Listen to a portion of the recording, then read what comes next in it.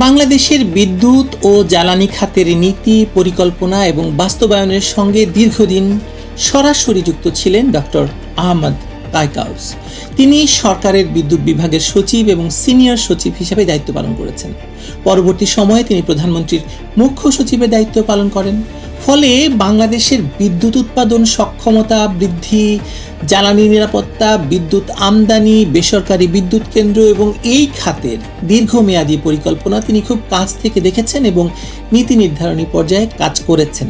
আজ যখন বাংলাদেশে আবার ভয়াবহ বিদ্যুৎ এবং জ্বালানি সংকট ভয়াবহ আকার ধারণ করেছে, ঘন্টার পর ঘন্টা লোডশেডিংয়ে বিপর্যস্ত জনজীবন এবং শিল্প কারখানা, তখন স্বাভাবিকভাবেই প্রশ্ন উঠেছে বা উঠছে এই সংকট কতটা আন্তর্জাতিক পরিস্থিতির কারণে আর কতটা পরিকল্পনা এবং ব্যবস্থাপনার ব্যর্থতা।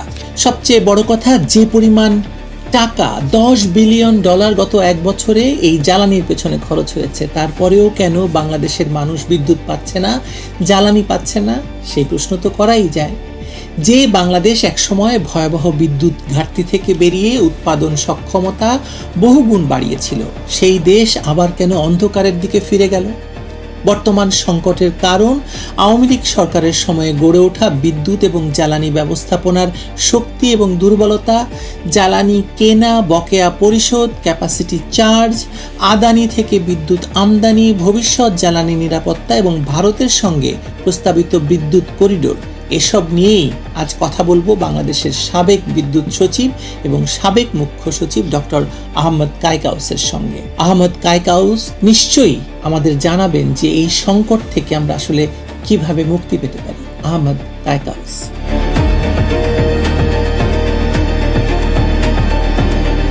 ধন্যবাদ ডক্টর আহমেদ। আজকের স্পেশাল এই এপিসোডটা আসলে এই কারণেই করছি যে বাংলাদেশের মানুষ আবার অন্ধকারে ডুবে যাচ্ছে। আপনারা চেষ্টা করেছিলেন, সফলও হয়েছিলেন আলোকিত করতে বাংলাদেশকে। কেন, আপনার কি মনে হয় যে এই মুহূর্তের পরিস্থিতি এতটা ভয়াবহ হয়ে গেল কেন? ধন্যবাদ। প্রথমে আমি একটু ভূমিকা নেই। আজকে তো 15 আগস্ট। আমি গভীর শ্রদ্ধাভাবে স্মরণ করছি জাতির পিতা বঙ্গবন্ধু শেখ মুজিবুর রহমান ও তার পরিবারে যারা নিহত হয়েছিলেন। এটি একটি আসলে জাতীয় কলঙ্ক। কেন জানি আমরা সেটাকে মুছতে চাই। কলঙ্ক মোছার কিন্তু কোনো আর সুযোগ থাকে না। আমার মনে হয় স্বীকার করে নেওয়াটাই উত্তম। ইতিহাসের বা আমাদের বাংলাদেশের সরকারের পরিবর্তনের সাথে সাথে ইতিহাস পরিবর্তনের একটা ধারা এখন হয়ে চলেছে। আশা করি সেটা বন্ধ হবে একদিন।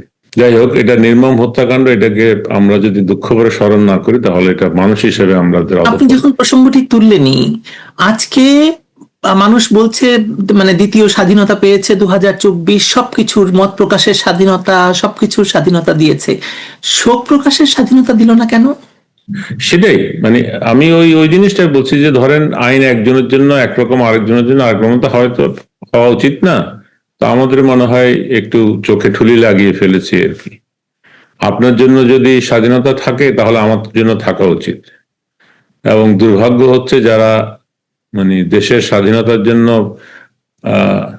প্রাণ দিয়েছে বা জান বাজি রেখেছে তাদেরকে অপমান করে আমরা মজা পাচ্ছি। এখান থেকে আসলে আমাদের মুক্তি দরকার। আর একটা জিনিস, যেহেতু এই প্রসঙ্গটা এসছে, তখন মানে যদি বলেন তাহলে একটা মানে আমার হঠাৎ করে কালকে আমি নিউজে দেখছিলাম আমাদের এই যে আমেরিকায় আপনার ওই যে ক্যালিফোর্নিয়া এবং অরিগনের ওই যে কোস্টাল বেল্টে কতগুলি গাছ পাওয়া যায়, রেড ট্রি বলে। হ্যাঁ, তো এক একটা গাছের বয়স মানে রোমান সাম্রাজ্যের আগে তার জন্ম হয়েছে। তো এইটার হাইটও প্রায় হচ্ছে 35, মানে এই 300 মানে 85 ফিট উঁচু। এই যে বিশাল এই গাছটা, এটার একটা ইন্টারেস্টিং ইয়ে আছে। আমরা তো কোস্টাল সাইডে, বদ্বীপ, এবং আমার কাছে মনে হয়েছে আরে এটা তো বাংলাদেশের কথা। মানে গাছের মাধ্যমে কিন্তু আমাদের দেশের একটা ইয়ে হয়, সেটা হচ্ছে এই গাছগুলো কিন্তু শিকড়টা মাটির ভিতরে যায় না, ওরা হরাইজন্টালি আসে এবং একজন আরেকজনকে সাপোর্ট করে। সেই জন্য কিন্তু এই গাছটা এত উপরে উঠতে পারে এবং এত দীর্ঘজীবী হয়। তা আমার মনে হয় আমরা কিন্তু এই যে ঝড়ঝঞ্ঝার ভিতরে এই একে আরেকজনকে মানে সাহায্য করার যে প্রবণতা দীর্ঘদিন ধরে ছিল বাংলাদেশের, সেই জন্য কিন্তু আমরা জাতি হিসেবে সবসময় কিন্তু রেজিলিয়েন্ট ছিলাম। তা আশা করব যে এই দুর্যোগে আমরা পরস্পরকে রেড ট্রির মতো মানে সহায়তা করে এই দুর্যোগ থেকে বা এরকম একটা বাজে অধ্যায় থেকে আমরা উত্তরণ ঘটাতে পারবো। ধন্যবাদ। সন্দেহে যাই হোক, এখন এই যে বিষয়টা আমি বলতে আপনি যে বিদ্যুতের যে কথাটা বলেছেন সেটা হলো প্রেক্ষাপট আসলে ভিন্ন। 2009-এ যখন আওয়ামী লীগ সরকার ক্ষমতা গ্রহণ করে তখন বাংলাদেশে বিদ্যুৎ সংকট মানে নোন যেটা ছিল, আমরা যদি নাম্বারে আসি তাহলে 3,500 মেগাওয়াটের মতো উৎপাদন ক্ষমতা ছিল, আর চাহিদা ছিল প্রায় 5,000 5,500 মেগাওয়াট। তখন উৎপাদন ক্ষমতাই ছিল না। আর এখন যেটা আছে সেটা হচ্ছে উৎপাদন ক্ষমতা আছে, উৎপাদন করা যাচ্ছে না। সো ওই সময় প্রথম ইয়েটা কি, ফোকাসটা কি ছিল, সেটা হলো যে জেনারেশন ক্যাপাসিটি বাড়াও, দ্রুত কানেক্টিভিটি দাও এবং ঘরে ঘরে বিদ্যুৎ পৌঁছাও। না, বিদ্যুৎ কেন্দ্র স্থাপনাও তো আপনাদের প্রায়োরিটি ছিল। হ্যাঁ, সেটাই বলছি যে ক্যাপাসিটি বাড়ানো মানে হচ্ছে বিদ্যুৎ কেন্দ্র বাড়ানো। আচ্ছা, এবং এর সাথে এটা কিন্তু একেবারে ওই কেউ কোনো একজন সচিব, মন্ত্রী বা প্রধানমন্ত্রী বলেছেন ঠিক ওভাবে চলে নাই। আপনারা নিশ্চয়ই ওয়েবসাইটেও পাবেন বিদ্যুৎ মন্ত্রণালয়ের। সেটা হচ্ছে 2010-এ একটা পাওয়ার সিস্টেম মাস্টার প্ল্যান করা হয়েছিল, 2016-তে সেটা আপডেট করা হয়েছিল। আমি যদি খুব মানে অল্প কথায় এই দুই মাস্টার প্ল্যানের পার্থক্য, বাই দি ওয়ে এই মাস্টার প্ল্যানটা কিন্তু করা হয়েছিল কিন্তু জায়গার সহায়তায়, এবং আইন করা হয়েছিল কিনা সেটাও বলবেন। হ্যাঁ হ্যাঁ, আইনও করা হয়েছিল, বিশেষ আইন করা হয়েছিল। সেটা আমার মনে হয় আগে কি বলেছিলাম তো, বিশেষ আইন কেন করা হয়েছিল সেই প্রেক্ষাপটটা মানে যদি বলি যে এই যে আওয়ামী লীগ সরকার আসার পরে তখন আইডেন্টিফাই করা হয়েছিল যে বিদ্যুতের সংকট কাটাতে হবে, ইনফ্রাস্ট্রাকচার ডেভেলপ করতে হবে আমাদের দেশের উন্নয়নের জন্য। হ্যাঁ, তো সেই জন্য বিদ্যুৎকে ফার্স্ট প্রায়োরিটি দেওয়া হয়েছিল, এবং যে জন্য প্রধানমন্ত্রী নিজেই এটার দায়িত্বে ছিলেন, এবং উনি তখন সবাইকে নিয়ে বসে যেটা বলেছিলেন সেটা হচ্ছে যে আমি বিদ্যুৎ দ্রুত এই ক্যাপাসিটি বাড়াতে চাই এবং ঘরে ঘরে বিদ্যুৎ দিতে চাই, এবং ওটি ওনার ম্যানিফেস্টোতেও বলেছিলেন। তো তখন একটা বড় ইম্পেডিমেন্ট হিসেবে আইডেন্টিফাইড হলো যে এই লার্জ স্কেল যেগুলো আছে, প্রজেক্টগুলো আছে, সেটা প্রকিউরমেন্ট প্রসেস প্রায় 3 থেকে 4 বছর লেগে যায়। হ্যাঁ, এর সাথে আমাদের আরো জিনিস আছে, সেটা হচ্ছে যে পাওয়ার প্ল্যান্ট করেন বা ট্রান্সমিশন লাইন করেন, সেগুলিতে আপনার জমি অধিগ্রহণ করা লাগে। তো এইটা মিলে কিন্তু বেশ লম্বা সময় চলে যাচ্ছে। তো এখন সেই সময় তাহলে কি করা যায়? তখন বলেছিল যে তখন ওই যে মানে এই আমাদের তখন আমি তো ওই মন্ত্রণালয়ে ছিলাম না, কিন্তু যেটা আমি জানি বা পরবর্তীতে অন্যদের কাছ থেকে শুনেছি সেটা হচ্ছে যে বেসিক্যালি তখন আইডেন্টিফাই করা হলো যে এই প্রসেসটাকে কিভাবে কমানো যায়। তখন বললো যে তাহলে সরাসরি যোগাযোগ করো যে সমস্ত কোম্পানি বা কোম্পানি সিলেক্ট করার জন্য, এটাকে দ্রুত করার জন্য কি করা যায়। তখন এই বিশেষ আইনটা প্রণয়ন করা হয়েছিল। অ্যাকচুয়ালি এই বিশেষ আইনটা প্রয়োগ করা হয়েছিল কিন্তু মানে রাজনীতিবিদদের কিন্তু মানে কি বলে জনগণের জন্য কাজ করার যে স্পৃহা থাকে, এখানে কিন্তু তাদের ভয় ভীতি কম। জেল জুলুমকে খুব একটা ভয় পায় না রাজনীতিবিদরা। আমরা যারা চাকরি করি আমরা সবসময় এটাতে শঙ্কিত থাকি। হ্যাঁ, এবং সবসময় আমি চেষ্টা করি যে আমাকে কিভাবে বিপদ মুক্ত রাখতে পারি আমি, এবং বিপদ কর্মকর্তা হিসেবে। হ্যাঁ, সরকারি কর্মকর্তা হিসেবে সরকারি কর্মকর্তা হিসেবে। সেই রাখা আর কি। হ্যাঁ, এবং সরকারি কর্মকর্তা হিসেবে একটা জিনিস আছে, সেটা হচ্ছে যে আমাদের আগে মানে ট্রেনিং একাডেমিতে শেখানো হতো যে তুমি যদি 100টা কাজ করো 20% তো ভুল হতে পারে, তো 80% তো তুমি কাজ করলা। হ্যাঁ, so you should be awarded for it. But the thing is that আপনার 20% যেই ভুল হয়েছিল সেটা কিন্তু আপনারা পিস ছাড়ে না। তো সেই জন্য আমাদের ভিতরে একটা স্বাভাবিক প্রবণতা হচ্ছে টু অ্যাভয়েড রিস্ক, এবং সেই টু অ্যাভয়েড রিস্কের কারণে কিন্তু আমরা ওই যে কাজ না করলে কিন্তু কোনো শাস্তি নেই, কাজ করলেই কিন্তু শাস্তির সম্ভাবনা আছে। আমার মনে হয় সেটার ভিকটিম আমি নিজে হয়েছি। যাই হোক, তো এখন তৌফিক এলাহি চৌধুরী একটা বড় উদাহরণ, আমাদের আবুল কালাম আজাদ, কামাল চৌধুরী, আবুল কালাম আজাদ, মানে আমি বিদ্যুৎ সেক্টরেই বলছি। যেমন আবুল কালাম আজাদ তো আমাদের একজন, আমি মনে করি যে একজন স্টার ব্যুরোক্র্যাট। কারণ এই অচল আয়তন ভাঙার পিছনে তার কিন্তু যথেষ্ট অবদান ছিল। হ্যাঁ, তো তখন ব্যুরোক্রেসিকে প্রোটেকশন দেওয়ার জন্যই কিন্তু এই বিশেষ আইনের সাথে যোগ করে দেওয়া হলো, কোনো আইন মানে ইয়েতে যাওয়া যাবে না, মানে আদালতে এটা চ্যালেঞ্জ করা যাবে না। হ্যাঁ, এটার কিন্তু সম্পৃক্ততা, উনি কিন্তু তৎকালীন মাননীয় প্রধানমন্ত্রী কিন্তু বলেছিলেন যে তোমরা সবকিছু আমার থেকে সই করে নিয়ে যাও, আমি দায় দায়িত্ব নিব। তখন ব্যুরোক্রেসির পক্ষ থেকে বলা হয়েছে আপনি তো দায় দায়িত্ব নিলে কি, আমরা যে প্রপোজাল দিব সেটার জন্য কিন্তু আমাদেরও বিপদে পড়তে হবে। তখন এই কি বলে ইন্ডেমনিটিটা যুক্ত করা হয়েছিল।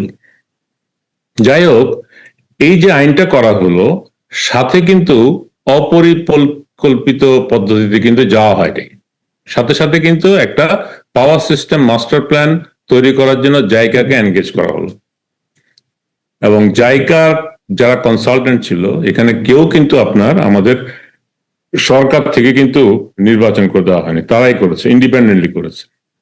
আমাদের কাছে পরে নিয়ে এসছে সরকারের কাছে, তখন সেটা রিভিউ করা হয়েছে ওপেন ফোরামে। আমাদের যারা বিশেষজ্ঞ ছিলেন তাদেরকে নিয়ে, বিদ্যুৎ সেক্টরে যারা ছিল, তারপরে হচ্ছে এই বুয়েটের শিক্ষক যারা ছিল, সিভিল সোসাইটি মেম্বাররা ছিল, সবাই মিলে কিন্তু এইটা নিয়ে আলোচনা করে ফাইনাল করা হয়েছিল 2010-এর যেই পাওয়ার সিস্টেম মাস্টার প্ল্যান। এবং ওই পাওয়ার সিস্টেম মাস্টার প্ল্যানের ফার্স্ট প্রায়োরিটি দেওয়া হয়েছিল টু ইনক্রিজ দ্য ক্যাপাসিটি, হ্যাঁ, এবং ফুয়েল ডাইভার্সিফিকেশন। তখন আইডেন্টিফাই করা হচ্ছে যে আমাদের গ্যাস কিন্তু ডিপ্লিশন হবে, অতএব আমাদেরকে যেতে হবে। তখন কিন্তু 50% কোলে দেওয়া হয়েছিল, 50% কোল আর 50% হচ্ছে, না সরি, সম্ভবত 25% আর 30% হচ্ছে আপনার গ্যাস আর রিনিউয়েবল এবং ইম্পোর্টেড, এটার মিক্স করে এই প্ল্যানের একটা পার্সপেক্টিভ তৈরি করা হয়েছিল, সেই হিসেবে পার্সপেক্টিভ প্ল্যান করা হলো। ইতিমধ্যে বিশ্বে কিন্তু কয়লা বিরোধী একটা শুরু হয়েছিল, মুভমেন্ট। তখন আমরা আমাদের তরফ থেকে আবার বলা হয় যে আমরা এটা একটা রিভিশন দরকার, হ্যাঁ, to customize according to the existing situation. তখন 2016-তে এটা করা হয়েছে, যেটার সঙ্গে আমি সরাসরি সম্পৃক্ত ছিলাম, এই পাওয়ার সিস্টেম মাস্টার প্ল্যান। তখন কিন্তু আমরা ফোকাস করা হয়েছিল লিস্ট কস্ট অপশন, হ্যাঁ, capacity generation, fuel diversification and least cost অপশনটা কি হবে সেটার উপরে ফোকাস করে প্ল্যানিং করা। তখন কিন্তু আমাদের যেমন গ্লোবালি এলএনজি প্রাইস হঠাৎ ড্রপ করেছিল, তো আমরা কিন্তু সেই সময় এলএনজি কেও ফোকাস করার চেষ্টা করেছিলাম, মানে গ্যাস আবার কি বলে এটা ইন্ট্রোডিউস করার জন্য। আমরা সবাই জানি যে বাংলাদেশে গ্যাস খুব বেশি নাই, আর কয়লা যেটা ডোমেস্টিক কোল আছে, পাওয়ার সিস্টেম মাস্টার প্ল্যান 2010-এ কিন্তু আপনার ওই যে ডোমেস্টিক কোলকেও ধরা হয়েছিল, কিন্তু পরবর্তী দেখা যাচ্ছে যে ডোমেস্টিক কোল আমাদের যা তোলা যাবে তার তুলনায় social cost and economic cost would be higher, হ্যাঁ, কারণ আমাদের তখন এই যে জমি এবং নষ্ট হবে, এবং এই যে বড় পুকুরিয়াতে যেখানে আমাদের কয়লা তোলা হচ্ছিল সেখানে কিন্তু আপনার এখন অনেকেই চাষ করতে পারছে না, হ্যাঁ। তো তৎকালীন প্রধানমন্ত্রীর দৃষ্টিভঙ্গি ছিল যে আমাদের কৃষকরা যাবে কই, হ্যাঁ, শুধুমাত্র কৃষি জমি নষ্ট করা যাবে না, এটা তো পলিসি ছিল আমাদের সেই সরকারের। তো সেই জন্য তখন আমাদের ইম্পোর্টেড কোলের উপরে ফোকাস দেওয়া হয়েছিল। এখন এই সংকট তো তাহলে এইভাবে আমাদের ক্যাপাসিটি বৃদ্ধি করা হয়েছিল, এখন প্রায় 29,000 মেগাওয়াট। তার সঙ্গে যদি আমার ইম্পোর্ট ইনক্লুডিং আদানি এবং ভারতের যে ইম্পোর্ট সেটা হিসাব করলে প্রায় 32,000-এর মতো হয়। 32,000 মেগাওয়াট ক্যাপাসিটি আছে। অতএব আমাদের যেই 17,000 বা 18,000 বা 20,000 যদি প্রয়োজন হয়, তাহলে কিন্তু sources or power plants R available. তাহলে সংকটটা কোথায়? সংকটটা হচ্ছে মূলত ফুয়েলের। ফুয়েল এবং ফুয়েল ডাইভার্সিফাইড ফুয়েল যেটা আছে, যেমন এর সঙ্গে কিন্তু এখন যে ফুয়েলটা, তাহলে এই ফুয়েল আমরা পাচ্ছি না কেন? আমরা সরাসরি দায়ী করতে পারি হরমুজের ঘটনা। আমি এই প্রশ্নটা আপনাকে করতাম, আমি করে ফেলি প্রশ্নটা, তারপরে আপনি উত্তর দেন। জি জি। সরকার বলছে যুদ্ধ, হরমুজ প্রণালীর পরিস্থিতি এবং এলএনজি টার্মিনালের যে দুর্ঘটনা বর্তমান বিদ্যুৎ সংকটের প্রধান কারণ। আপনার অভিজ্ঞতায় বলুন, এটি আসলে আন্তর্জাতিক সংকট নাকি সরকারের পরিকল্পনা এবং ব্যবস্থাপনার ব্যর্থতা? কারণ এটা তো শুরু হয়েছে অনেকদিন ধরে, এবং আমরা খবর দেখলাম ইতোমধ্যে 1 বছরে $10 বিলিয়ন জ্বালানির পেছনে খরচ হয়েছে। $10 বিলিয়ন জ্বালানি যদি এসে থাকে বাংলাদেশে, তাহলে বিদ্যুৎ আলো হচ্ছে না কেন? বাংলাদেশ কি একটা গরু হয়ে গেছে যে যতই খাওয়াচ্ছেন জাস্ট বেরিয়ে যাচ্ছে, কোথাও মানে আলো দিতে পারছে না? ওয়েল, এইটা হচ্ছে মানে হরমুজকে কি আমি দায়ী করতে পারবো আংশিকভাবে, কারণ আমাদের বাংলাদেশে যে ফুয়েল প্রয়োজন হয়, হ্যাঁ, সেই ফুয়েল কিন্তু সবগুলো হরমুজ দিয়ে আসে না। যেমন ধরুন আপনার কয়লা, আমাদের কয়লা ভিত্তিক বিদ্যুৎ কেন্দ্র প্রায় 7,500 মেগাওয়াটের উপরে আছে। হ্যাঁ, তো সেই 7,500 মেগাওয়াটের একটা কয়লাও কিন্তু আপনার হরমুজ প্রণালী দিয়ে আসছে না। হ্যাঁ, সবই কিন্তু মূলত ইন্দোনেশিয়া থেকে, অথবা এই যে এদিক দিয়ে অস্ট্রেলিয়াও আছে, যদি প্রয়োজন হয় সেখান থেকে আনা যায় স্পট মার্কেট থেকে। হাওয়েভার, তো তাহলে তারপরে এদিক দিয়ে আপনার মানে ওই যে আদানির যেটা আছে, আদানির তো ঝাড়খণ্ডে তারা নিজেরাই করতে পারে। ওদেরকে তো বেসিক্যালি মানে আমার যতটুকু আমার জানার মতে যে ওদের পেমেন্টের অভাবেই কিন্তু পূর্ণ দিচ্ছে, কি বলে এটা, পূর্ণ ক্ষমতা ব্যবহার করা হচ্ছে না। সো তাদেরকে যদি ইমিডিয়েটলি পেমেন্ট করা হয় তাহলে কিন্তু তারাও দিতে পারে। তারপরে ভারত থেকে তো ওখানে আমাদের 1,000 মেগাওয়াট আমাদের নিয়মিত পায়। এদিক দিয়ে ত্রিপুরায় আপনার 150 মেগাওয়াটের মতো থাকে। প্লাস আপনার গ্যাসের যেটা সংকট, সেই সংকটের ভিতরে একটা হচ্ছে মানে একটা তো আপনার শেখ হাসিনা সরকারের সময় যেটা করা হয়েছিল, সেই চুক্তি বাতিল করা হয়েছিল। সেই জন্য একটা এফএসআরইউ হঠাৎ করে বন্ধ হয়েছে। আর একটা এফএসআরইউ আমাদের ওই যে পশ্চিমাঞ্চলে, বিশেষ করে পায়রা অঞ্চলে একটা আনার জন্য একটা আমার যতটুকু মানে আমি মুখ্য সচিব যখন ছিলাম তখনই এটার শুরু হয়েছিল, আমি জানতাম প্রসেস, কিন্তু এটা শেষ হয়নি। আর শেষ হয়নি এই প্রক্রিয়া, এই সমস্ত কারণে। হাওয়েভার, তো এখন তাহলে মূল সমস্যাটা কোথায়? সমস্যাটা আমি যদি আপনার পার্সেন্টেজ বারে হিসাব করি, 20-30% হচ্ছে গ্লোবাল শক। হ্যাঁ, বাকিটা হচ্ছে আমাদের ম্যানেজমেন্ট দুর্বলতা বা প্ল্যানিং এর অভাব। কারণ আমাদের আমি জানি না এখন সেই প্র্যাকটিসটা আছে কিনা, আমরা সবসময় দেখেছি, বিশেষ করে তৌফিক এলাহি সাহেব এবং তৎকালীন প্রতিমন্ত্রীও এটার সঙ্গে উদ্বোধন ছিলেন, যখনই কোনো সংকট হতো তখন কিন্তু আমাদের ওই যে ন্যাশনাল রেসপন্স সেন্টারে পিজিসিবির ওখানে গিয়ে সবাই একসাথে হয়ে আলোচনা করা হতো যে কি করা যায়, এই সংকটের কারণ কি, এবং সেখান থেকে উত্তরণের উপায় কি, এবং কোন কোন জায়গায় আমাদের প্রায়োরিটি দিতে হবে। কারণ আমাদের সবসময় কিন্তু ইম্পোর্টেড বাই দি ওয়ে, এইটা একটা আপনাকে মানে প্রশ্নটা করবেন কিনা জানি না, আমি নিজে থেকে বলি। আমি যদি একটা সাধারণ অঙ্ক বলি, সবাই বলে যে এরকম কোনো চিন্তা ভাবনা না করে খালি ক্যাপাসিটি বাড়ানো হয়েছে নিজেদের। এই প্রশ্নটা কিন্তু আমার লিস্টে আছে। আমি বলতেই চেয়েছিলাম যে আপনারা 29,000 ক্যাপাসিটি বিল্ড করলেন। হ্যাঁ, 29। এখন আপনার চাহিদা 16,000, মানে 16,000, কোথায় 29,000 ক্যাপাসিটি আপনার আছে, সেই ক্যাপাসিটি থাকতে আপনি 16,000 কেন প্রডিউস করতে পারছেন না, মানে কেন? না না, ওই যে বললাম না, এটা তো একটা তো পাওয়ার প্ল্যান্ট, তো শুধুমাত্র পাওয়ার প্ল্যান্ট স্টাবলিশ করলে চলে না, পাওয়ার প্ল্যান্টের সাথে ফুয়েল দিতে হবে, ফুয়েলের জন্য মানি দিতে হবে। হ্যাঁ, এই তিনটা $10 বিলিয়ন, হ্যাঁ, 10 10 বিলিয়ন বিলিয়ন। এক বছরে। হ্যাঁ, আপনি প্রুডেন্টলি কিনছেন কিনা, কারণ আজ কালকে মনে হয় আমি কোন একটা নিউজে দেখলাম, আমাদের একজন সাংবাদিক, আমি নাম বলতে চাই না, সে বললো যে এরকম যে একটা এলএনজি কেনা হয়েছে, যেটা 7 গুণ দামে বেশি দাম। আমেরিকা থেকে, সেটা তো আসলে এটা তো খবরই বেরিয়ে গেছে, অনেকগুলো ইয়ে তো হয়েছে। আপনি 7 গুণ বেশি দামে কিনলে তো আপনার জিনিস তো 1 টাকার জিনিস 60 টাকায় কিনেছেন, তো আপনার এই $10 বিলিয়ন যেটা বলছেন, এর ভিতরে তো আপনার অযথা খরচই আছে হচ্ছে ধরেন $5 বিলিয়ন। তাহলে তো আপনি প্রকৃতপক্ষে রিয়েল যে কস্টটা আপনি বেশি দিলেন না। ডক্টর আহমদ, এখানে কিন্তু অনেকেই অভিযোগ করছেন এই $10 বিলিয়ন আসলে একটা বড় অংশ পাচার হয়ে গেছে টাকা, এই টাকা দিয়ে কেনাই হয়নি। গড নোস, সেটা আমি তো জানি না, যেহেতু আমি জানি না এই বিষয়ে আমি মন্তব্য করতে চাই না, কিন্তু এটা প্রকাশিত যে যেই মানে কি বলে রেটে কেনা হচ্ছে, সেটা ওয়ার্ল্ড মার্কেটের তুলনায় অনেক বেশি দামে কেনা হয়েছে। এখন সেই কেনা যদি হয়ে থাকে, তার মানে হচ্ছে অর্থ অপচয় হচ্ছে। হ্যাঁ, কিন্তু সেই কেনাটা তো বাধ্যতামূলক কেনা ডক্টর আহমদ, কারণ সেই কেনাটা হচ্ছে একটা চুক্তির আওতায় কেনা, যেটা নির্বাচনের 3 দিন আগে একটা অনির্বাচিত সরকার করে গেছে, এবং সেই তাকে বাধ্য করা হচ্ছে বেশি দামে আমেরিকা থেকে জ্বালানি কেনার জন্য।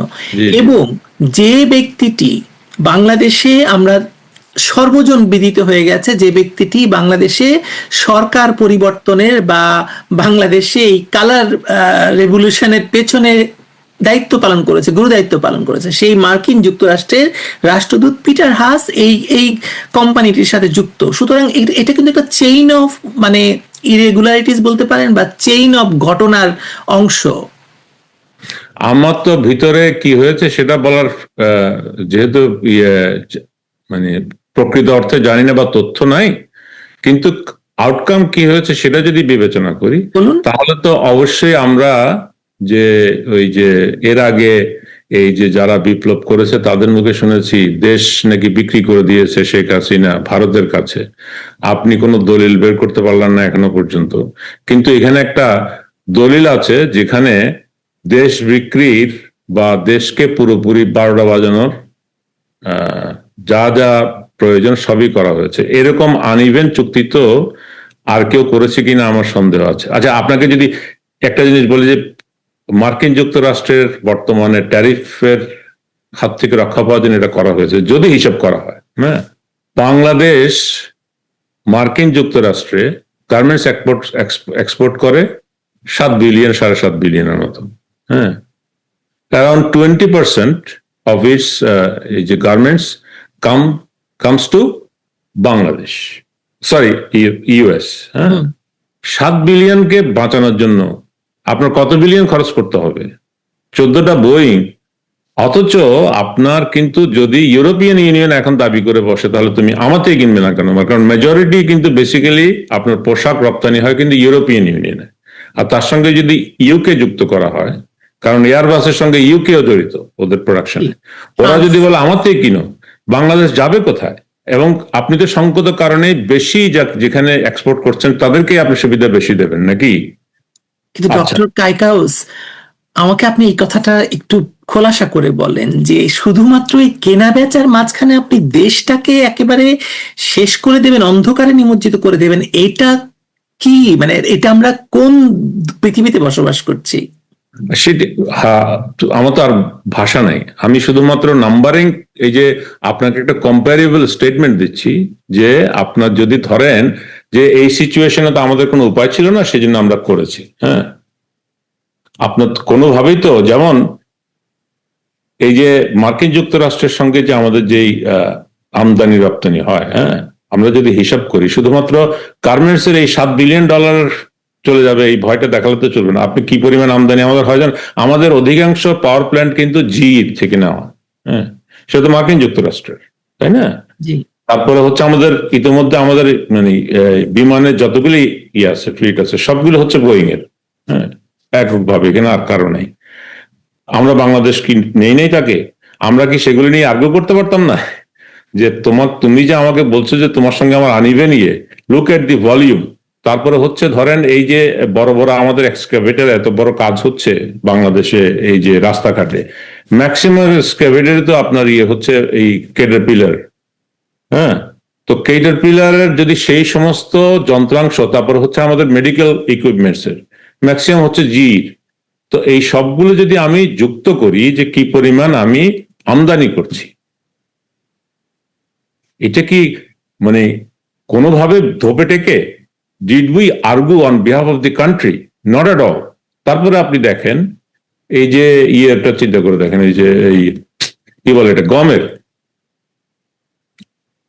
এখন যে প্রাইসে কেনা হয়েছে মার্কিন যুক্তরাষ্ট্র থেকে, তার থেকে নাকি প্রায় $100 কমে হচ্ছে আপনার খাদনগঞ্জে বিক্রি হচ্ছে। ওখানে ডিও বিক্রি করে না যে তোমার, তো ওখানে নাকি $100 পার টন কম বাংলাদেশে। তো তাহলে এটা কি ট্রান্সপারেন্সি, নাকি দেশের 12টা বাজানো এইভাবে যে আপনি যে গ্লোবাল মার্কেট প্রাইস থেকে বেশি দামে কিনছেন, এটাকে গোলামি বলা যায় না? উল্টো ভাবে কি বলতে পারি কিনা আমরা আসলে ডক্টর আহমদ, সেটা হচ্ছে যে আপনাকে আমি ক্ষমতায় বসাবো এবং তারপরে আপনি যা ইচ্ছা আমাকে লুটপাট করতে দেবেন, আপনি ক্ষমতায় থাকবেন, এটাই সান্ত্বনা নাকি? আমি জানি না, আমার কথা হচ্ছে, বললাম তো, আমি শুধুমাত্র ভিতরে কি হয়েছে সেটা তো না দেখে আর বলতে পারবো না, বা অ্যাজাম্পশনের ভিত্তিতে বলাটাও উচিত না। আমি রাজনীতি করতে বসিনি এখানে, কিন্তু আমি যেটা নাম্বার দেখছি সেই নাম্বারে আপনাকে পুরনো কথায় ফেরত আসি, যে এই যে ক্যাপাসিটি বৃদ্ধির কথা যেটা বলেছিলেন, হ্যাঁ, বলা যায় যে এই যে ক্যাপাসিটি বৃদ্ধি করা হয়েছে, কোত্থেকে কয়লা কেনা হবে বা তেল কেনা হবে সেটার কোনো হিসাব রাখা হয়নি। আমি যদি সিম্পল একটা উদাহরণ দেই, যেমন ধরেন বাংলাদেশের গার্মেন্টস, শেখ হাসিনা যখন পাওয়ারে এসেছিলেন তখন বাংলাদেশের গার্মেন্টস এর 16 থেকে 17 বিলিয়ন ডলার ছিল এক্সপোর্ট। এটা প্রায় 3 গুণ বেড়েছে। যদি গার্মেন্টস এর আয় থেকেই যদি বলি যে গার্মেন্টস এর জন্য আমি গ্যাস এবং বিদ্যুৎ দেব, হ্যাঁ, তো ওদের আয় থেকেই তো আপনার এটা ব্যয়টা পরিশোধ করা যায়। আপনার ইয়ারলি যেই পরিমাণ ইম্পোর্ট দরকার, যে একটা আমাদের এই যে এই আওয়ামী লীগ সরকারের বিরুদ্ধে যে অভিযোগটা হচ্ছে যে এই যে ক্যাপাসিটি বৃদ্ধি করা হয়েছে আগ পাশ চিন্তা না করে, কারণ আমি উৎপাদন করছি বিদ্যুৎ টাকায়, কিন্তু আমি তেল কিনছি হচ্ছে ডলারে। তো আমার ডলার কেনার যে সোর্স, অন্যতম সোর্স, 80% অফ বাংলাদেশের এক্সপোর্ট ইজ বেসিক্যালি গার্মেন্টস। তো গার্মেন্টসের যে বৃদ্ধি হয়েছে এবং সেখান থেকে যে আয় হয়, সেখান থেকেই তো আপনি তেলের টাকা পরিশোধ করতে পারেন। ডক্টর আহমদ, আপনি তো নিশ্চিত অবগত আছেন যে গত 2 বছরে বেশিরভাগ কারখানা বন্ধ হয়ে গেছে, সুতরাং আপনাকে ওখানে মানে গিয়ে দেওয়ার কোনো প্রশ্নই আসে না, আপনার দরকার নেই ওখানে দেওয়ার। হ্যাঁ, তাহলে কেন পাচ্ছে না?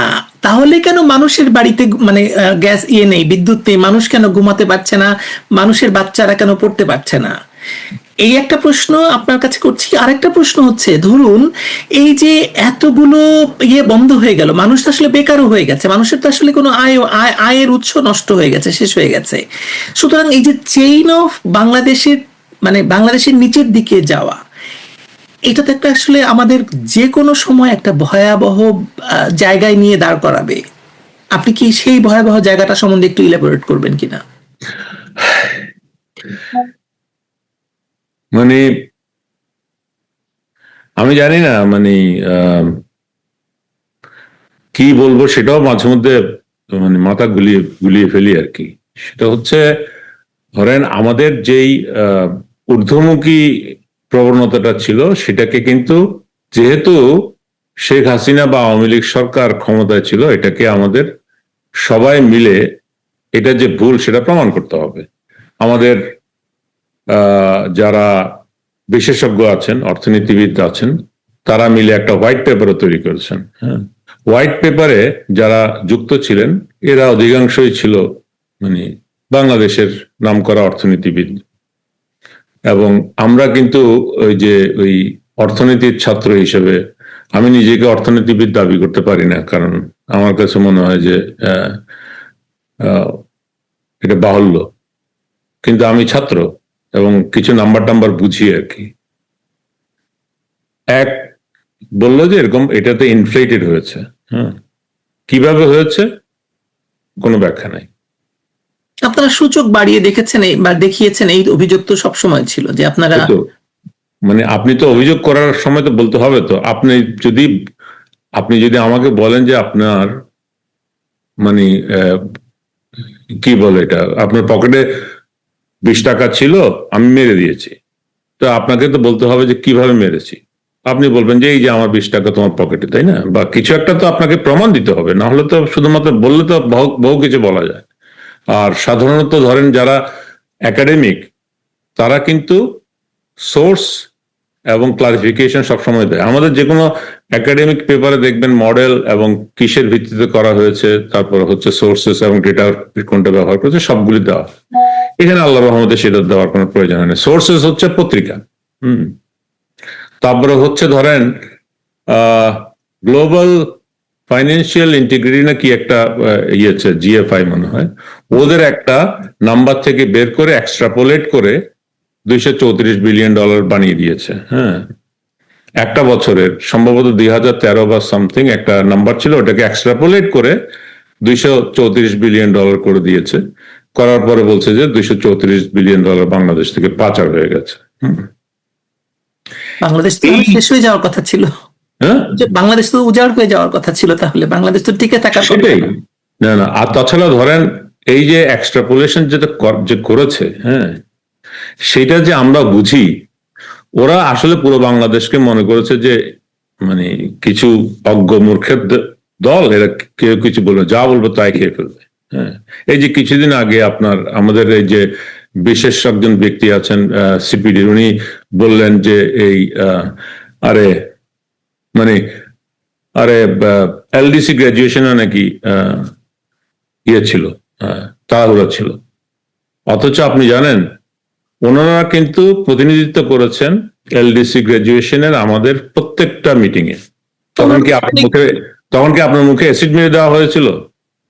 ওনারা তো এই কথাও বলছেন যে বাংলাদেশের এসডিজি তে, বাংলাদেশের জন্য এসডিজির মানে সবগুলো সূচকে ইয়ে করতে হলে আরো 400-450 বিলিয়ন দরকার।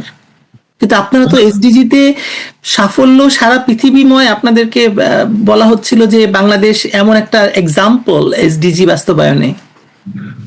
যাই হোক, ওটা নিয়ে আর কথা বলবো না, কারণ হলো যেমন এসডিজি বাস্তবায়নের জন্য তো ইউএনএই অ্যাওয়ার্ড দিয়েছিল। জি, সেই ইউএনএ আবার একটা মিথ্যা রিপোর্ট দিয়েছে, যেটার 1400 কিন্তু কোনো জাস্টিফিকেশন এখনো পর্যন্ত তারা দেয়নি। আমি ওই জায়গায় না গিয়ে আমার বক্তব্যটা, ইউএন এখন বলছে যে আল কায়দা আছে বাংলাদেশে, সুতরাং ইউএন এখন ব্যালেন্স করে ফেলছে। সরি, আমি ইন্টারাপ্ট করলাম, বলুন। না, আমি যেটা বলতে চাচ্ছিলাম সেটা হচ্ছে যে ধরেন আমি আপনাকে অপছন্দ করি বলে আপনার সবকিছুকে খারাপ করার যে প্রবণতাটা তৈরি হয়েছে, সেখান থেকে এখন যেটা করলাম সেটা আবার এসে, আপনার তো উন্নয়নটা তো একটা ধারাবাহিক বিষয়।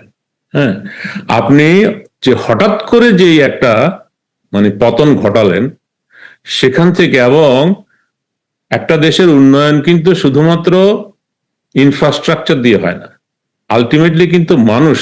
হ্যাঁ, হয়তো একসময় আমরা রিপ্লেস হয়ে যাব বাই এআই, সেটা ভিন্ন কথা, কিন্তু এখনো পর্যন্ত মানুষকে রিপ্লেস করার কোনো বিকল্প নাই। এখন সেই মানুষকে যদি আপনি যথাযথভাবে কাজে লাগাতে চান, তাহলে you have to maintain the law and order situation in the country, which Sheikh Hasina did. এবং সেই জন্য কিন্তু ব্যবসায়ীরা ব্যবসা করতে পেরেছে। হ্যাঁ, তারপরে হলো যারা যেখানে কাজ করেছে তারা কিন্তু কাজ করেছে, কাজ করার ফলেই কিন্তু আউটকামটা হয়েছে। এখন তো যে এনার্জিটা তৈরি করা হয়েছে, if you take this into consideration, আপনি যে বললেন যে এই যে মানে এই খারাপ অবস্থাটা তৈরি হয়েছে, তৈরি হওয়ার অন্যতম কারণ হচ্ছে যে অ্যানার্কিক সিচুয়েশনটা তৈরি করা হয়েছে।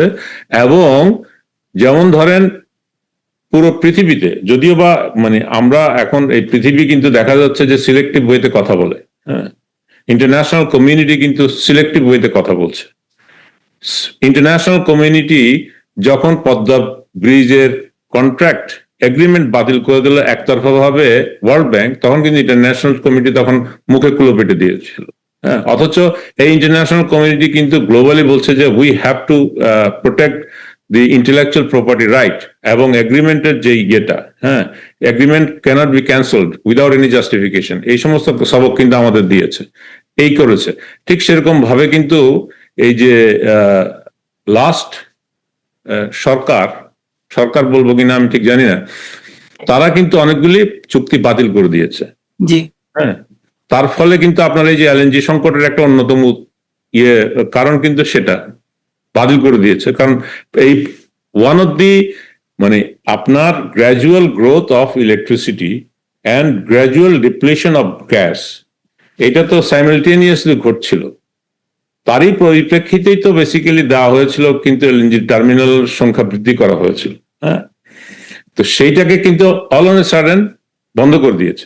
হ্যাঁ, এখন দেখেন এই যে ধরেন মহেশখালীতে এফএসআরইও যেটা মানে ম্যানেজ বাই পেট্রো বাংলা, জি, সেইটা কিন্তু আগুন ধরেছে। বাট আই এম নট মানে ট্রাইং টু কি বলে এটাকে গ্লোরিফাই প্রাইভেট সেক্টর অথবা একটা কোম্পানি, কিন্তু একটা কোম্পানিকে যখন দিয়েছেন সেটা কিন্তু চালু আছে এবং এফিসিয়েন্টলি চলছে। জি, so there is an efficiency problem globally accepted, that যে মানে সরকার সবসময় ব্যবসা ভালোভাবে করতে পারে না। তো এই জায়গাগুলোতে প্ল্যানিং যে ইয়ে আছে, এখন আপনি শুধুমাত্র মানে ধরে নিয়েছেন যে এখানে যা কিছু করা হয়েছে সবই খারাপ, অতএব এটাকে বন্ধ করতে হবে, সেই প্রবণতাতেই কিন্তু আমাদের এখন নোজ ডাইভটা হয়েছে। আমরা কিন্তু এই যে নিম্নগামী হয়েছি।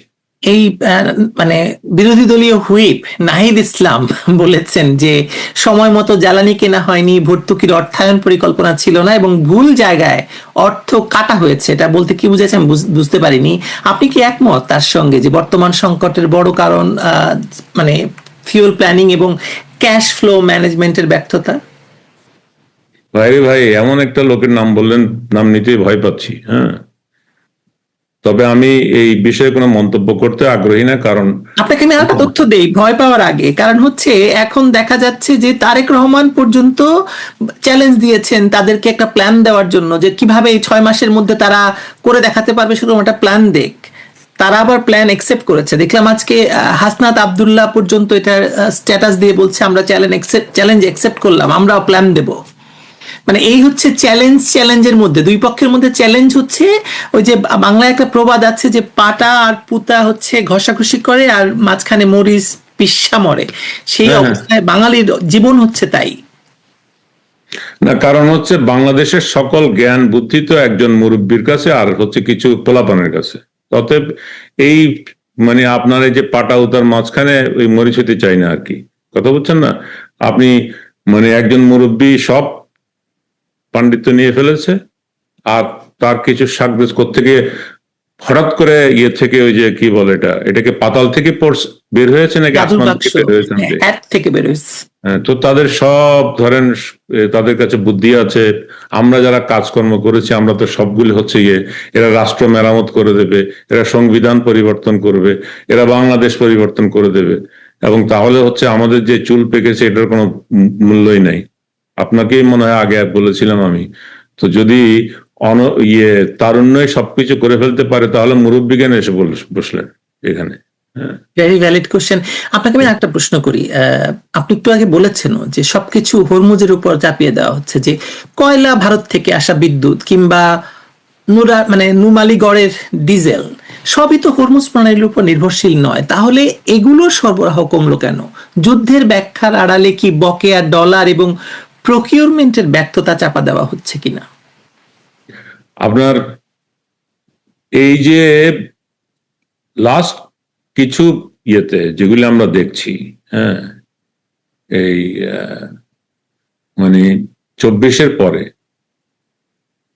সবসময় তো একটা অ্যাগ্রেসিভ, যারা ওখানে ছিলেন ওরাও একটা অ্যাগ্রেসিভ ভূমিকা পালন করেছে এবং ভেরি নন ট্রান্সপারেন্ট ওয়েতে। এই যে আপনি যেটা বললেন যে এই যাওয়ার আগে হুড়মুড় করে একটা চুক্তি সই করে দিয়ে বসে আছে, 2 দিন পরেই নতুন নির্বাচিত গভর্নমেন্ট আসবে, why didn't you do it? তো এখানে কি আপনার কোনো কি প্রশ্ন কি আসে না যে আপনার এই দায়িত্ব ছিল, দায়িত্বটা শেষ করে গেলাম, এরকম একটা ভাব? তো ওই যে হরমুজের মানে প্রকিউরমেন্টের ভিতরে আপনাকে তো একটু আগেই বললাম, যেটা জানা মতে, যেগুলো সবগুলি তো আর জানি না, এখন আসলে ঠিক ওভাবে আসেও না। ওই আরে কি বলে এটা, এই যে এলএনজি যেটা ক্রয় করেছে, এমনকি তেলও যেটা ক্রয় করেছে, সবগুলি নাকি গ্লোবাল প্রাইসের চেয়ে বেশি ছিল। হ্যাঁ, আপনাকে যখন এলএনজি ক্রাইসিসে পড়লো তখন তো মালয়েশিয়ার প্রধানমন্ত্রী তাকে বলল যে যখন যা চাইবেন দিয়ে দিবেন, এবং আমার বন্ধু মহা জাদুকর বলে গানও প্রকাশ করে ফেললো। কিন্তু যখনই পেট্রোনাসের কাছে চাইলেন, জ্বালানি চাইলেন, 3 গুণ দাম বাড়িয়ে দিল। সুতরাং সবকিছুই 3 গুণের বেশি দামে কেনা হয়েছে। ওই তো সেটাই বলছি যে ধরেন মানে আপনার মানে এক যে কোনো ক্রয়, বিশেষ করে তেল, এলএনজি, এগুলি সবগুলি কিন্তু একটা ইন্ডেক্সের ভিত্তিতে চলে। হ্যাঁ, আপনি কত দামে কিনেছেন এখন, আর এই সময়ে আমাদের ওই যে গ্লোবাল ইন্ডেক্সটা কি, এটা কিন্তু very available all the time in the web. হ্যাঁ, এখন দেখা যাচ্ছে এই যে এই ইন্টারিম গভর্নমেন্ট এবং বর্তমানেও একই প্রক্রিয়া অব্যাহত আছে, যে যেটা মানে ইন্ডেক্স প্রাইস, যেমন এর আগে পেট্রোবাংলা যখন কিনেছিল তখন কিন্তু দুইভাবে কন্ট্রাক্ট করেছিল। একটা হচ্ছে লং টার্ম, আর একটা হচ্ছে স্পট মার্কেট। এবং লং টার্ম করা হয়েছিল, কিন্তু আমি যদিও বা জ্বালানি সচিব ছিলাম না, কিন্তু পাশাপাশি প্রতিবেশী ছিলাম দেখে জানতে পারি আর কি। তো 70% করার কারণটা ছিল যে আমি এই ঝামেলার ভিতরে, কারণ আমাকে মিনিমাম সিকিউরিটিটা দরকার আছে। আর স্পট মার্কেটের একটা সুবিধা হচ্ছে যে স্পট মার্কেট কিন্তু খুব আপনার, আর তাছাড়া যখন চুক্তিটা করা হচ্ছিল তখন কিন্তু এলএনজির প্রাইস অনেক কম ছিল। আর লং টার্ম করলে তো আপনার যেটা এক্সিস্টিং প্রাইস থেকে একটু বেশি করে কিনতেই হবে। কিন্তু ওই লং টার্ম করা দিয়ে কিন্তু বাংলাদেশ বেঁচে গিয়েছিল তখন, কারণ হঠাৎ করে যে জাম করেছিল, এটা ইউক্রেন যুদ্ধের পরে কিন্তু জামটা করেছে। তো যাই হোক, তো 30% দিয়ে করে এইভাবে প্ল্যানিংটা করে কিন্তু সেই সময় পেট্রোবাংলা একটা কন্ট্রাক্ট করেছিল সম্ভবত কাতারের সাথে। আমি ঠিক এক্সাক্ট জানি না কোন দেশ, সম্ভবত কাতার এবং ওমান, এই দুইটা দেশের সঙ্গে করা হয়েছে। এবং আমাদের কিন্তু এর আগে মার্কিন যুক্তরাষ্ট্রে কিন্তু প্রচুর গ্যাস আছে এবং তাদের এলএনজি তৈরি করাই আছে, কিন্তু মার্কিন যুক্তরাষ্ট্রের নিজস্ব মানে যারা সাপ্লায়ার তারাও খুব একটা আগ্রহী ছিল না। এমনকি ওই যে অ্যাক্সেলারেট কিন্তু সাপ্লাই চুক্তিও পেয়েছিল। ওরা কিন্তু তাদের মানে এই যুক্তরাষ্ট্র থেকে কিন্তু নিচ্ছিল না, মিডল ইস্ট থেকে প্রকিউর করে দিচ্ছিল, কারণ ট্রান্সপোর্টেশন কস্ট ইজ হায়ার। এবং এটা কিন্তু গ্লোবাল মার্কেট প্রাইসের সঙ্গে, ও বাই দি ওয়ে আমাদের ওই যে যেই কেনা হয়েছিল সবগুলির সঙ্গে কিন্তু ইন্ডেক্স ইজ রিলেটেড। আপনার ধরেন মানে এটা যে কোনো, এটা স্ট্যান্ডার্ড এই আর কি, ওই যে একটা প্রসিডিওর, সেটা হলো যে আপনার ধরেন এই যে আপ ডাউন যেটা করবে, তার যারা মানে বিক্রেতা তারা কিন্তু ওই ইন্ডেক্সের উপরে ভিত্তি করে করবে। আপনি যদি লং টার্ম করেন তখন কিন্তু আপনি একটা রেশিও দিয়ে সেখানে মানে এই যে ধরেন যেই ভ্যারিয়েশনটা হয় সেটাকে আমি ধরেন যদি উপরে যায় তাহলে কত পার্সেন্ট আমাকে ছাড় দেবে, এবং নিচে গেলে কত পার্সেন্ট আমি তাকে ছাড় দেব। একটা রুলস আছে, যদি মানে কতটা পরিমাণ বাড়তে পারে, এই সময়ে বাড়ার প্রবণতাটা কি, মানে আনটিল আর কোনো ফোর্স মেজর হয় তাহলে একটা প্রাইস ধরে নেওয়া হয়, একটা মাঝখানে একটা প্রাইস ধরে নেওয়া হয়। রাইট। তো এখন ধরেন আমাদের বেসিক্যালি হলো এই, এর আগে আমি যতটুকু জানি আওয়ামী লীগ সরকারের সময় ওই যে প্রকিউরমেন্টে আমাদের স্পট মার্কেটে যেটা আছে সেটাই কিন্তু যাচ্ছিল ওই 30% ফর প্রকিউরমেন্ট ইয়েতে, পারচেজ কমিটিতে, আর 70% তো আপনার অলরেডি চুক্তি করা আছে। হ্যাঁ, সো আমাদের কিন্তু ওইভাবে একটা মানে ম্যানেজমেন্ট প্ল্যানিং দরকার। সেটা হলো 7 দিন বলেন, 30 দিন বলেন, বা 3 মাস বলেন, তখন এই প্ল্যানিংটা না করে শুধুমাত্র ওই কি বলে ওই ভ্যারিয়েশনের উপরে দেখেই যদি আপনার সবাই ইয়ে শুরু করে দেয়, এই যে প্রকিউরমেন্টের প্রকিউরমেন্ট ডিসিশন হয়, তাহলে that is not very prudent strategy. এটা আমার ব্যক্তিগত। আমরা দেখলাম যে 15 বছর শেখ হাসিনা বিদ্যুৎ মন্ত্রণালয় নিজের হাতে রাখলেন, একজন প্রতিমন্ত্রী দিয়েই কাজ চালালেন, কিন্তু বেশিরভাগ সময়টাই, পুরো সময়টাই, যদি আমি ভুল করে থাকি। এটার কারণ কি ছিল? বললাম না, প্রায় উনি কি সারাদিনই ওটা নিয়ে খোঁজ খবর নিতেন? Not necessarily. কিন্তু উনি যেটা রেখেছিলেন তার কারণটা ছিল যে একটা, মানে আপনি যে কোনো ব্যবসায়ীর কাছে এখন জিজ্ঞেস করেন, তাদের কাছে মূল ক্রাইসিসটা কি, বলবে বিদ্যুৎ। হ্যাঁ, সবসময় কিন্তু আমার এক পরিচিত, মানে আমি যখন ইফরিতে ছিলাম, তো তার যে ডিজি ছিল সে চাইনিজ ছিল, সে তার ভগ্নিপতি নাকি বাংলাদেশে ব্যবসা করে। তো সেও আমাকে তখন বলছিল যে মানে Bangladesh is an excellent place for business, কিন্তু দুটো সমস্যা তোমাদের সমাধান করতে হবে। তখন সেটা হলো, আমি যখন ছিলাম তখন 2010-11-তে ছিলাম আর কি, বিদ্যুৎ এবং ইনফ্রাস্ট্রাকচার, রোড, এই দুটো যদি তোমাদের, এবং পোর্ট। তো এই জায়গায় উনি সেজন্য উনি কেন রেখেছিলেন কিন্তু বেসিক্যালি সাহস দেওয়ার জন্য, আর কিছু না। হ্যাঁ, উনি কি প্রত্যেকটার ব্যাপারে ইন্টারভিউ? Not at all. যেমন আমি যতদিন বিদ্যুৎ সচিব ছিলাম, ওনার কাছে সবসময় সংকটে ইয়েতে ওনার কাছে গিয়েছি হচ্ছে মানে প্রোটেকশন নেওয়ার জন্য। আমি কখনো, কিন্তু উনি উল্টা আমাদেরকে কখনো কিছু চাপাই দেয়নি। আর যদি কোনোটা মানে বলেন কেন বলছেন সেটাও কিন্তু ব্যাখ্যা করতেন। হ্যাঁ, এমনি যদিও বা এখন পুরো অনেকের কাছে হচ্ছে উনি স্বৈরাচার, কিন্তু এই স্বৈরাচার কিন্তু কখনো আমাকে যদি ধরেন কোন একটা বলেছেন যে অমুক কাজটা করা দরকার, সাথে সাথে কিন্তু ব্যাখ্যা করেছেন। ওনার কিন্তু ব্যাখ্যা করার প্রয়োজন আপনাকে। হ্যাঁ, মানে রেশনালটা কেন করছেন সেটা হচ্ছে এটা উনি সবসময় করেছেন। তো মানে আপনার আনসারটা, মানে কোশ্চেনটার আনসার এভাবেই করা যায়, সেটা হচ্ছে সাহস দেওয়ার জন্য করেছিলেন, এবং সেই জন্য আমরা কিন্তু বিনা দ্বিধায় কাজ করেছি। আরেকটা প্রশ্ন হচ্ছে আহমদ কায়কুস, সেটা হচ্ছে যে ধরুন শেখ হাসিনার যদি 3টে বড় সাফল্যের কথা বলা হয়, শেখ হাসিনার এই 15 বছরের শাসনামলে সাফল্যের, তার শত্রুরা অস্বীকার করে যে বিদ্যুৎ হচ্ছে একটা, মানে এবং যোগাযোগ আরেকটা, এবং ইনফ্রাস্ট্রাকচার বিল্ডিং হচ্ছে আরেকটা, মানে এই 3টার কথা বলা হয়। এবং সামাজিক খাতে তার যে ভর্তুকি সেটার কথা বলা হয়, কৃষি খাতে ভর্তুকি, অনেক কিছু। কিন্তু ধরুন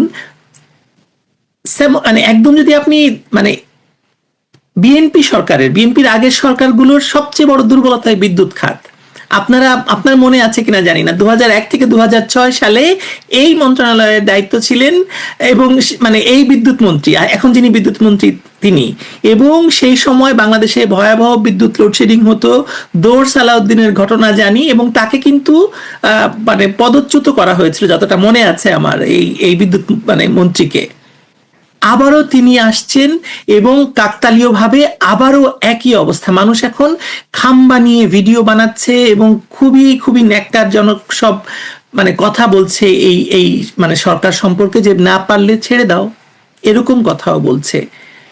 মানুষ কি ইতিহাস থেকে বা মানে এক লিগেসি থেকে শিক্ষা নেয় না? এই বিষয়ে মানে আমার কি বলার আছে, আমার তো আসলে তেমন কিছু বলার নেই। কারণ হচ্ছে এটা সরকার কাকে মন্ত্রী বানাবে সেটা বা সেই দলের সিদ্ধান্ত। প্রাক্তন হিসাবে বেসিক্যালি হয়তো বা এটা ঠিকই আছে, মানে কিছুটা অভিজ্ঞতা তো ছিল। হ্যাঁ, আর যেটা যেহেতু টেকনিক্যাল মিনিস্ট্রি, তারা সেই বিবেচনা করেছে কিনা জানি না, যে যেহেতু এটা টেকনিক্যাল মিনিস্ট্রি তাহলে কিছু অভিজ্ঞতা সম্পন্ন লোককে দেওয়াটা হচ্ছে ওয়াইজ হবে, এরকম হয়তো বা চিন্তা করেছে। হয়তো তখন সিচুয়েশন এরকম ছিল না। আর শেখ হাসিনার সময় উনি যেই ইনোভেটিভ ইয়েগুলি নিয়েছিলেন, এখান থেকে তো বেসিক্যালি এগিয়ে নিয়ে যাওয়া অনেক বেশি সহজ আমার মতে আর কি। যদিও বা অনেকেই ভিন্ন মত পোষণ করবে, আমার মতে হচ্ছে এটা তো খুব সহজে নিয়ে যাওয়া যেত, কারণ আপনাদের সময় তো কোভিড ছিল, আপনাদের সময় ইউক্রেন যুদ্ধ ছিল, ডলার এবং আন্তর্জাতিক জ্বালানির বাজারে বড় ধাক্কা খেয়েছিল। তারপরও বর্তমান মাত্রার বিপর্যয় তো তখন হয়নি। শেখ হাসিনা সরকারের বিদ্যুৎ ব্যবস্থাপনায় এমন কি ছিল যা এখন অনুপস্থিত? আমি তো ওটাই বলছি, স্ট্র্যাটেজিক প্ল্যানিং। এটার সঙ্গে মানে বিদ্যুতের যদি ধরি, মানে পাওয়ার প্ল্যান্ট, ফুয়েলের জন্য মানি দিলে ইলেকট্রিসিটি দিলে পরে অ্যাক্টিভিটিস। হ্যাঁ, আর যদি রিভার্স হয়, plant is there, fuel is absent, money is absent, money is absent, fuel is absent, activities is going down. So that will have a serious impact on the economy. Period. That's it. তো শেখ হাসিনার আমলে কি করা হতো সেটা হচ্ছে, যেমন ধরেন, আপনারা নেপালে পর্যন্ত গেলেন বিদ্যুৎ আনতে। হ্যাঁ আপনারা নেপালে পর্যন্ত গেলেন বিদ্যুৎ আনতে। হ্যাঁ, মানে নেপালে গিয়েছি কেন, আমরা তো ভুটানে অনেকবার গিয়েছি, এমনকি মিয়ানমারের সঙ্গে কথা বলেছি।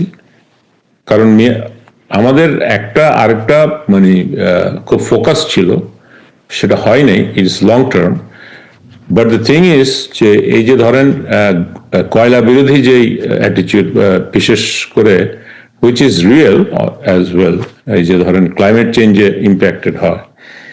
তো আমাদের প্রতিবেশী কয়েকটা দেশ, নেপাল, ভুটান এবং মিয়ানমার, এই তিনটা দেশের কিন্তু, including north eastern region of India, এখানে হাইড্রো পাওয়ারের খুব পসিবিলিটি আছে, জলবিদ্যুৎ। হ্যাঁ, জলবিদ্যুৎ।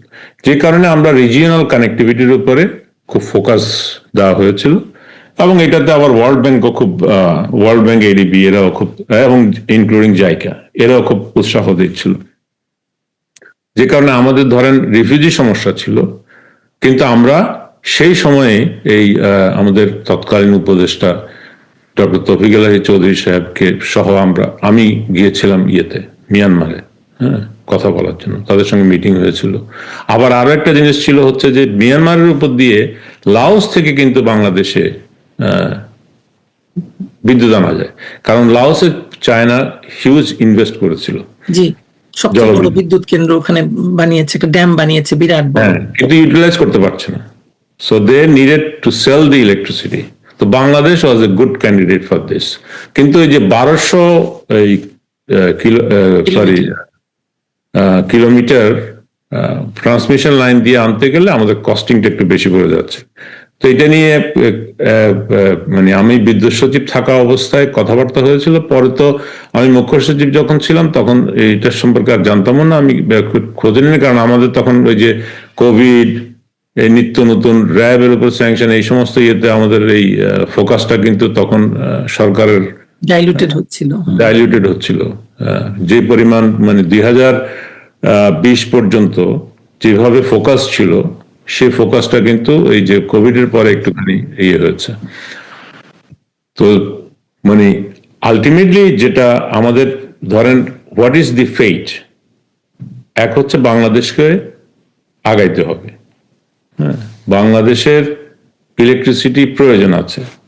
ইলেকট্রিসিটির বাইরে কিন্তু এই যে ধরেন আমি যে বলি এনভায়রনমেন্ট ফ্রেন্ডলি আপনার electric car, well you need electricity to charge this.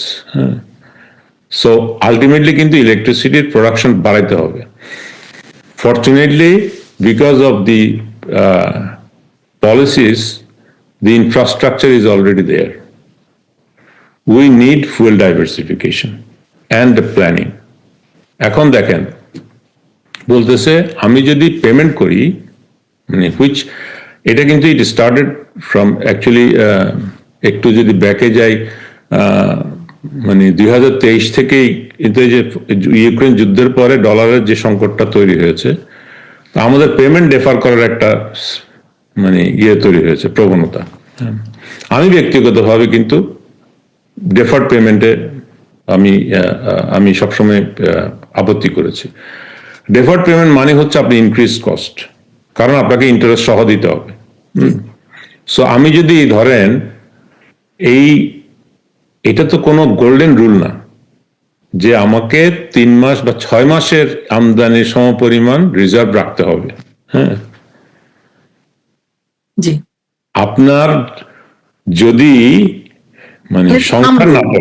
মানে সংসার না চলে এখন, হ্যাঁ, আমার ব্যাংকে টাকা রেখে লাভ কি? আমাদের যেটা হয়েছে, তখন কিন্তু রিজার্ভ ধরে রাখার জন্য আমরা কিন্তু পেমেন্টে ফেলিওর হচ্ছিলাম। তখন আমাদের ব্যবসায়ীদের থেকে আরম্ভ করে সরকার পর্যন্ত এলসি খুলতে গেলে কিন্তু আপনার এই রিস্ক প্রিমিয়াম দিতে হচ্ছিল ব্যাংকগুলোতে, কারণ আমাদের রেটিং পড়ে গেছে, কারণ আমরা কিন্তু ঠিক মতো পেমেন্ট করতে পারছি না।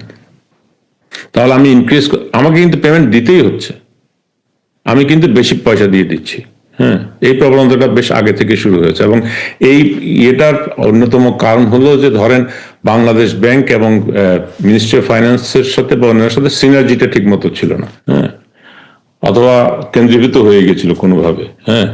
তো যে কারণে কিন্তু আমাদের এই পেমেন্টের যেই দুর্বলতা, একটা ওই উদাহরণ যদি দেই, আপনি ইদানিংকালে যে ভারতের সেই ছবিটাও বের হয়েছে গভর্নর নামে একজন, হ্যাঁ, সম্ভবত 90s এই ভারতের রিজার্ভ $2 বিলিয়ন নিচে নেমে গেছিল। জি।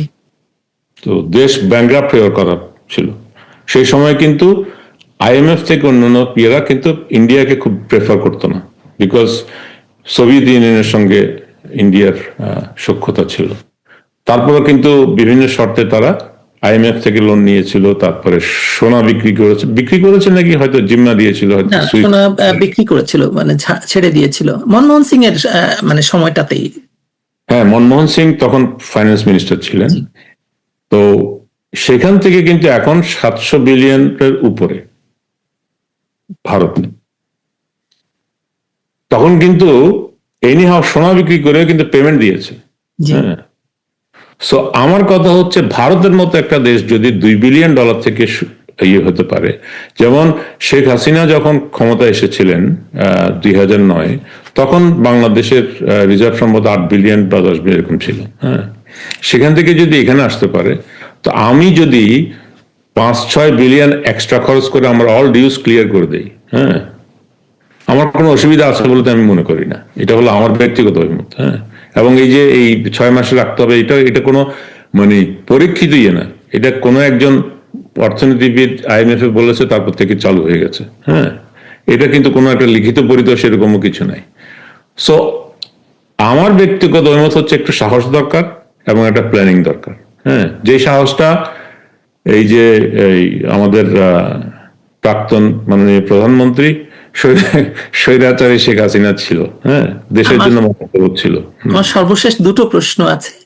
একটা প্রশ্ন একদম মানে স্পেসিফিক, আপনি উত্তর খানিকটা দিয়ে হচ্ছেন যে ভারতের সাথে আপনারা কিছু করলেই দেশ বিক্রি হয়ে মানে করে দিয়েছেন, আপনারা দেশ বিক্রির চুক্তি করেছেন, আপনারা আদানির সাথে চুক্তি করেছেন, দেশ বিক্রি করে দিয়েছেন, আপনারা তেলের পাইপলাইন করেছেন আর দেশ বিক্রি করে দিয়েছেন। কিন্তু এখন দেখা যাচ্ছে এই দুটোই আসলে বাংলাদেশকে সেভ করছে এই মুহূর্তে। আদানির বিদ্যুৎ এবং ভারতের মানে পাইপলাইন দিয়ে যে তেল আসছে, ডিজেল আসছে, সেটাই আসলে মানে বাংলাদেশকে রক্ষা করছে। আবার আমরা শুনতে পাচ্ছি যে একটা বিদ্যুৎ করিডোর করতে যাচ্ছে বাংলাদেশ ভারতের সাথে। আপনি এই বিষয়ে কতটুকু জানেন? না, এটা বহুদিন ধরে আলোচনা হয়েছে। আচ্ছা। ভারতের একটা ইন্টারেস্ট ছিল যে বাংলাদেশের উপর দিয়ে একটা ট্রান্সমিশন লাইন নিয়ে যাওয়ার জন্য। প্রায় মানে অ্যাপ্রক্সিমেট তাদের হিসাব ছিল যে প্রায় 6000 মেগাওয়াটের মতো বিদ্যুৎ তারা নিয়ে যেতে পারে নর্থ ইস্টার্ন রিজিয়নে, যেটা প্রস্তুত করার। কিন্তু ওই পাহাড় ডিঙিয়ে ওদিক দিয়ে যাওয়ার চাইতে বাংলাদেশের উপর দিয়ে যদি যায় তাদের জন্য ইকোনমিক্যালি ভায়াবল হবে। তো আমরা বলেছিলাম আমরা দিতে পারি, প্রোভাইডেড দ্যাট আমাদের দুটো শর্ত আছে। একটা হলো আমাদেরকে 1000 মেগাওয়াট দিতে হবে অ্যাটলিস্ট, হ্যাঁ, বাংলাদেশে ড্রপ করতে হবে। আর একটা হচ্ছে যে এই পাইপলাইন দিয়ে আমরা ভুটান এবং নেপাল থেকে বিদ্যুৎ আনবো, তোমরা সেটা ব্যবহার করতে পারো। তো এটা নিয়ে মানে এই ফিজিবিলিটি চলছিল লাস্ট পর্যন্ত।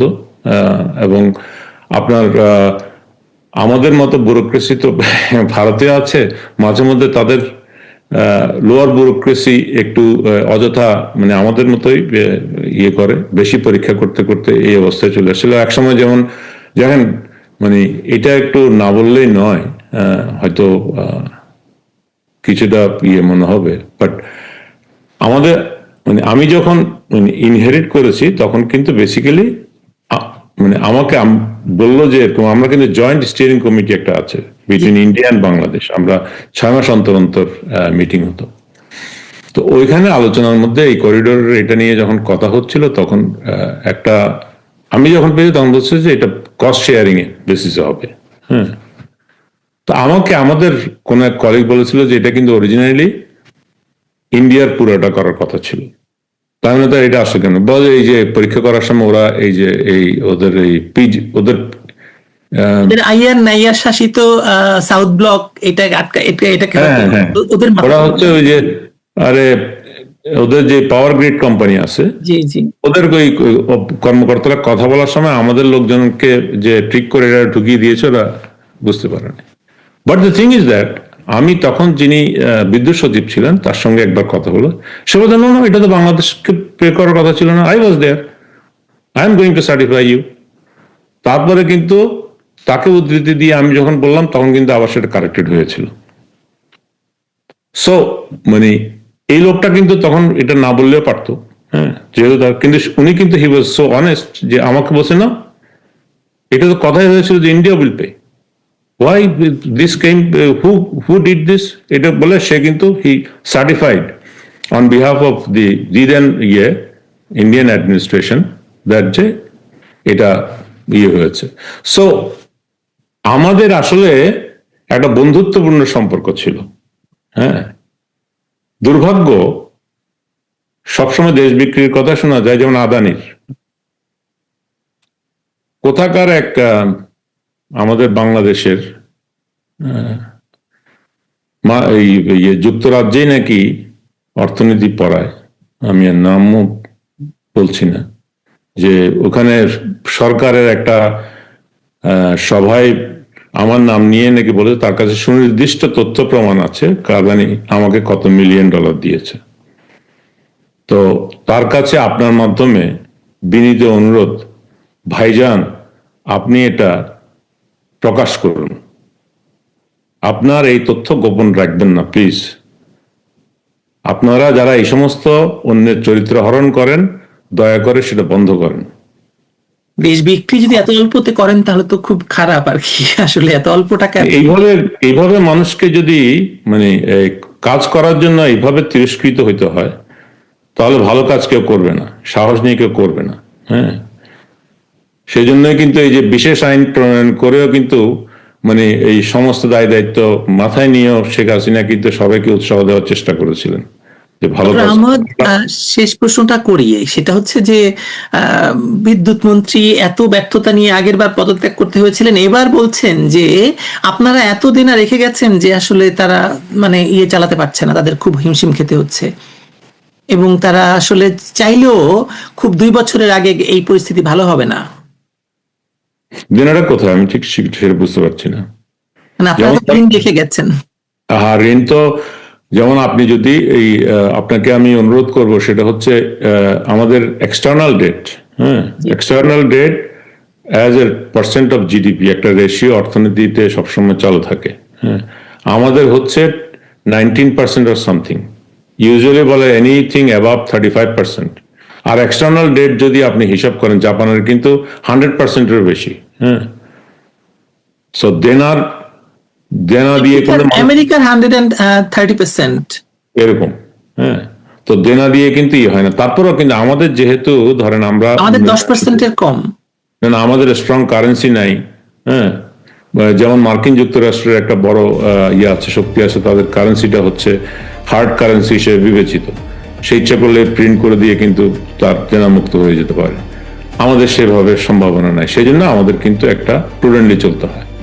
আমাদের এক্সটার্নাল ডেট হচ্ছে লেস দেন 20%। তো কি কারণে দেউলিয়া হবে দেশ? কোনো কি বলে, আপনি যদি এই আন্তর্জাতিক মুদ্রা তহবিল যেটা আছে, যেটার দায়িত্ব হলো এগুলি দেখাশোনা, তাদেরকে জিজ্ঞেস করেন যে তারা কি বলছে কি বাংলাদেশ দেউলিয়া হওয়ার পথে? Not at all. বাংলাদেশ কখনো দেউলিয়া হবে না। বাংলাদেশের 17 কোটি মানুষ আছে, এবং বাংলাদেশের মানুষকে যদি ঠিকমতো উদ্বুদ্ধ করা যায়, এই যে ধরেন বাস্কেট কেস থেকে যে আজকে এখানে এসছে, হ্যাঁ, তো সেটার জন্য সাহস লাগে। আমাকে অনেকদিন আগে মানে প্রধানমন্ত্রী শেখ হাসিনা বলেছিলেন যে বাংলাদেশ যদি 17 কোটি মানুষ যদি প্রতিদিন 10 টাকা করেও মানে লেনদেন করে, 170 কোটি টাকা হচ্ছে প্রতিদিন লেনদেন হয়। সুতরাং এই দেশটাকে আসলে এই দেশটার পটেনশিয়ালিটি অনেক। অশেষ ধন্যবাদ। কিন্তু শেষ প্রশ্ন, যে আপনি যদি এই মুহূর্তে বিদ্যুৎ সচিব হতেন বা এই মুহূর্তে বিদ্যুৎ সচিবের দায়িত্বে থাকতেন, কি করতেন আপনি? আমি সবাইকে নিয়ে বসতাম। আচ্ছা, আমাদের যারা প্রকৌশলী আছেন, বিভিন্ন কোম্পানি আছে, এবং তাদের সবাইকে নিয়ে বসলে কিন্তু এরা সবাই কিন্তু ভেরি সাউন্ড অ্যান্ড স্কিল তাদের খুবই ভালো, এবং এরা যে কোনো সংকটে কিন্তু একসাথে কাঁধে কাঁধ মিলিয়ে কাজ করে। হ্যাঁ, আমাদের যেই I have a very high respect for the কি বলে এটা আমাদের মানে ইঞ্জিনিয়ার্স যারা অ্যাকচুয়ালি মানে ভালো ছাত্র প্রথাগতভাবেই ছিল, তো তাদের কাছে মেধা আছে, বুদ্ধি আছে, কর্মদক্ষতা আছে। তো তাদের এবং আমাদের প্রাইভেট সেক্টরও কিন্তু ইনর্মাসলি ডেভেলপ করেছে। তো তাদের সবাইকে নিয়ে বসলেই কিন্তু আমি এখান থেকে যদি প্রেসক্রিপশন দেই, আমি মনে করি যে ওই যে ওই অতটুকু দৃশ্যতা দেখানোর প্রয়োজন নাই। কিন্তু আমি মনে করি যারা টিম আছে তাদের সঙ্গে বসলেই তাদেরকে অবজ্ঞা করবেন না, তাদেরকে মানে শুধুমাত্র ওই বিগত সরকারে কাজ করেছে বলে তাদেরকে এই কি বলে এটাকে ওই যে তিরস্কৃত করবেন না, তাদেরকে সাহস দিন, আপনাদের পথ ওরাই বের করে দেবে। অশেষ ধন্যবাদ ডক্টর কায়কাউস। কথা হবে নিশ্চয়ই আর আবারও। ভালো থাকবেন আপনি। Thank you.